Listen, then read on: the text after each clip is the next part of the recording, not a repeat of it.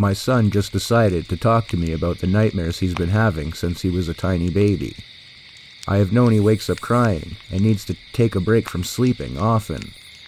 Since before he could speak, he's had nightmares, and I've always wondered what he dreams about. He dreams about devils who have green skin and big eyes who kidnap him and take him to their cave where they cut him open. Then they take out his organs and he dies. In some of his dreams, there's a forest with a portal that snaps him back to our bed. At 34, that would be a scary dream for me, but we don't watch horror movies around him. I have no idea where he could have gotten these ideas from.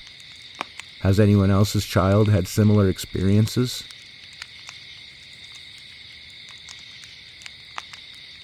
During either my junior or senior year of high school, my dad moved into a new house after a divorce from my ex-stepmom.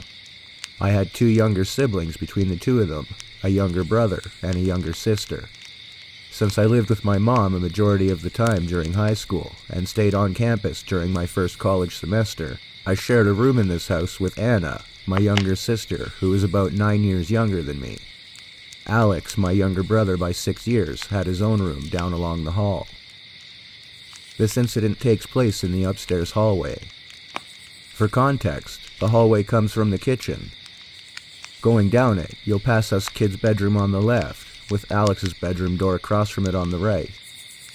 Continuing down, the hallway ends in a small square, with the entrances to Anna and I's room and Dad's room sitting catty-corner to each other. I hope that's not too confusing. One night, the summer before I started college, I was coming home late from a date with my at-the-time boyfriend. It was about 2 a.m., so everyone in the house was asleep. Coming into the house, I knew my dad was dead asleep because I could hear his snoring. I went upstairs and walked into my room. Alex and Dad's doors were shut, meaning they were both asleep. Anna was asleep in our room, and I threw my phone onto my bed and went to the bathroom to get ready for bed. I shut the bathroom door and started getting dressed for bed and brushing my teeth. As I was finishing up and brushing my hair, I heard a noise from outside the bathroom door in the hallway. This didn't really surprise me, since Alex usually got up in the middle of the night to use the restroom. I went to open the door to tell him I would only be just a second, but before I turned the handle, I stopped. The first noise I heard had been the creaking of the wood flooring in the hallway, but now I heard a different noise. It was breathing. Now that doesn't seem scary in itself, but it wasn't normal breathing. It was heavy. Not labored or anything, just heavy. I don't know how else to explain it. But there's a difference between the sound of a kid's breathing and adults' breathing when you hear it in dead silence. But the breathing sounded like an adult. I could still hear my dad snoring, so I knew it wasn't him. It couldn't be Alex. That's why I stopped in the first place. That, and as the footsteps moved to the kitchen, they sounded heavy, like a grown man walking around. This was when I started panicking. My first thought was an intruder. There was a sliding back door in the kitchen that led to the backyard, and our fence was by no means unclimbable. I was worried that one of the kids must have left it unlocked when they went to the park behind the house, and no one noticed. I knew for sure I locked the front door when I had come in, but since I didn't use it, I hadn't checked the back door. Since it all made sense in my mind, I started panicking even more. I locked the door and held my breath, and I could hear the breathing start to come down the hallway. The creaking of the floorboards signaled how close it was to the bathroom door. I held my breath, frozen in absolute fear. The breathing was heavy and crystal clear, like a man was standing directly on the other side of the door. I was shaking with fear. My dad always locked his door at night, so he couldn't help my siblings. I didn't have my phone on me. It was in my room on my bed. I didn't have any sort of weapon in the bathroom. I hadn't heard any more movement from outside the door, and the breathing was still there. I slowly and quietly knelt down so I could look under the door. I was looking for feet. I was so scared I could hear my heart beating in my ears. There was nothing. No feet. And suddenly, no breathing. The creaking was gone too.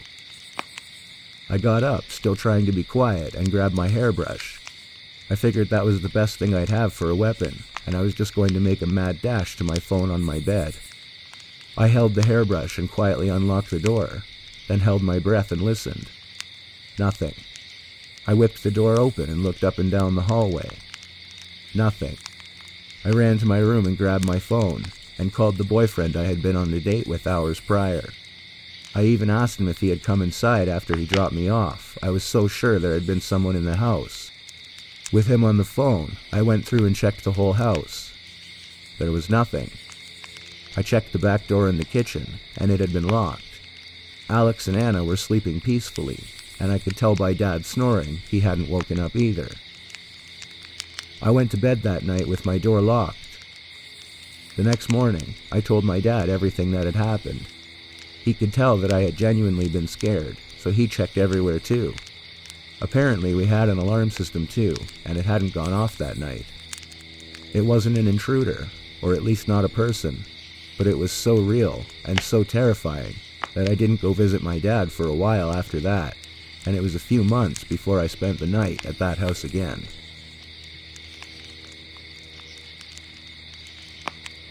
When I was 11 years old, I woke up in the middle of the night and heard something repeatedly running up and down the hallway. My mother was the only other person in the house, and I know for a fact that she was asleep at the time. The sound that I heard didn't sound like adult footsteps. They sounded more lightweight and rapid, like that of a scampering toddler, and no, there were no pets in the household. My bedroom was at the dead end of the hallway, and these scampering footsteps would repeatedly run from one end of the hall to the other. But every time they reached the end where my bedroom was situated, there would be a momentary pause in front of my door before resuming. This exact same cycle repeated for about 5 minutes, and then it just abruptly ceased. I sat upright in my bed, petrified with fear the entire time this was happening, and was much too afraid to open the door during or after. I still have no idea what was making that sound, but I got a distinct feeling that whatever it was seemed to be aware that I was aware of its presence. Don't ask me how I know that. It's just one of those things that you can feel, but you can't rationally explain it. The second incident occurred a few years later, when I went down to the basement workshop to retrieve some tools. As I was standing in front of the pegboard selecting what I required, a female voice aggressively growled directly into my left ear.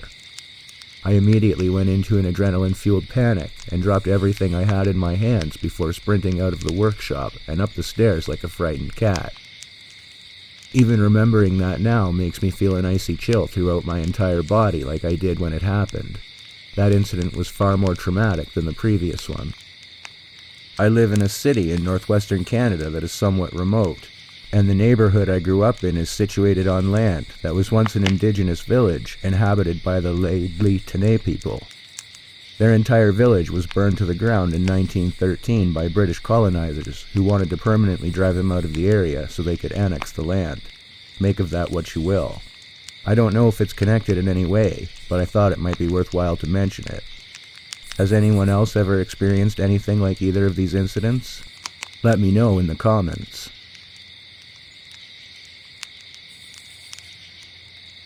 Hello. I don't post often, but I'll give it a go again.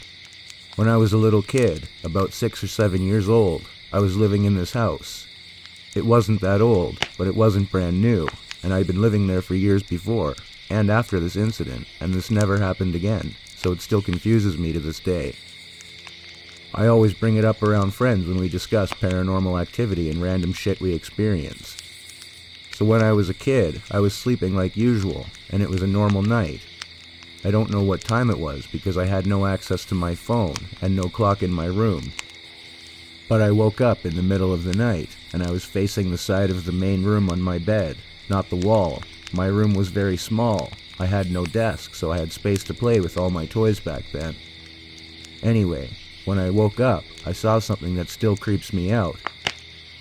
There was this family of shadow people just looking at me from right across my bed.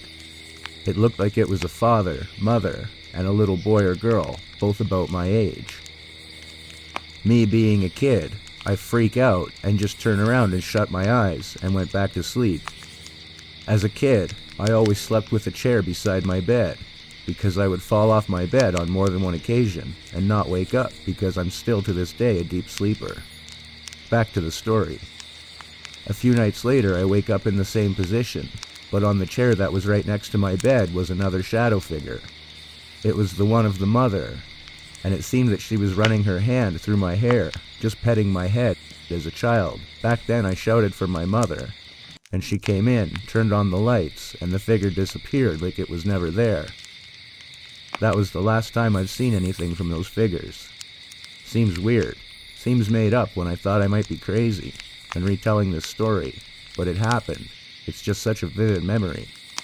If anyone knows about anything like this, I would like it if we could discuss it in the comments. It would be nice. Thanks for reading.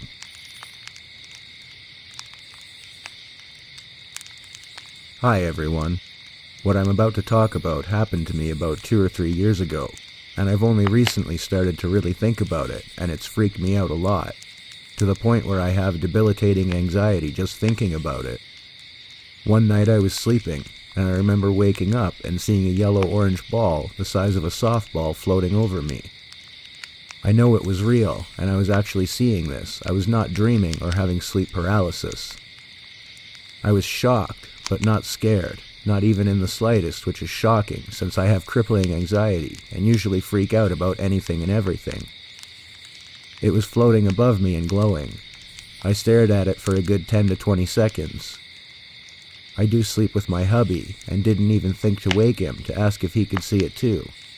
Then I remember putting the covers over my eyes and falling back to sleep in the hopes it would be gone when I woke up, and it was. I've not seen it since that day. I no longer live there. Has anyone ever had an experience like this? I catch myself thinking about this encounter more and more.